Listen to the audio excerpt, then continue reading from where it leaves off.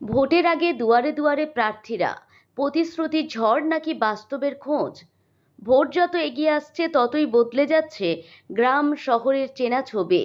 দুয়ারে দুয়ারে পৌঁছে যাচ্ছেন প্রার্থীরা, হাত মেলাচ্ছেন, কথা বলছেন, শুনছেন মানুষের সমস্যার কথা।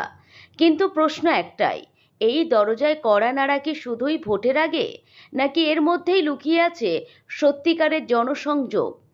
এখন প্রায় প্রতিদিন দেখা যাচ্ছে প্রার্থীরা দলীয় কর্মীদের নিয়ে ঘুরছেন গ্রাম থেকে গ্রাম, পাড়া থেকে পাড়া। কারো বাড়ির উঠানে বসে আলোচনা, কোথাও চায়ের আড্ডায় ভোটের কথা, আবার কোথাও সরাসরি সমস্যার কথা শুনছেন।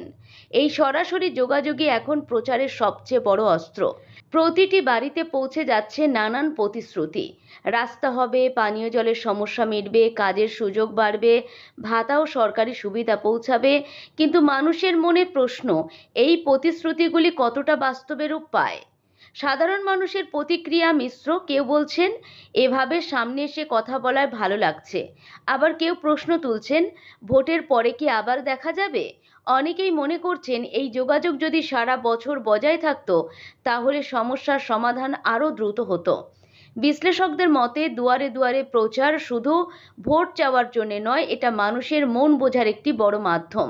ভোটারদের সঙ্গে সরাসরি যোগাযোগ, এলাকার বাস্তব সমস্যার খোঁজ এবং ভোটের সমীকরণ বুঝে নেওয়া, সব মিলিয়ে এই প্রচার এখন অত্যন্ত গুরুত্বপূর্ণ। দুয়ারে দুয়ারে প্রার্থীদের উপস্থিতি একদিকে যেমন গণতন্ত্রের সৌন্দর্য, অন্যদিকে এটা তুলে ধরে একটা বড় বাস্তবতা। মানুষের কাছে পৌঁছানো দরকার শুধু ভোটের সময় নয়, দরকার সারা বছর।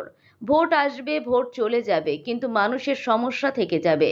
তাই প্রশ্ন থেকেই যায়, এই দুয়ারে দুয়ারে যোগাযোগ কি শুধু ভোটের জন্যে, নাকি এর মধ্যেই লুকিয়ে আছে ভবিষ্যতের রাজনীতির নতুন দিশা?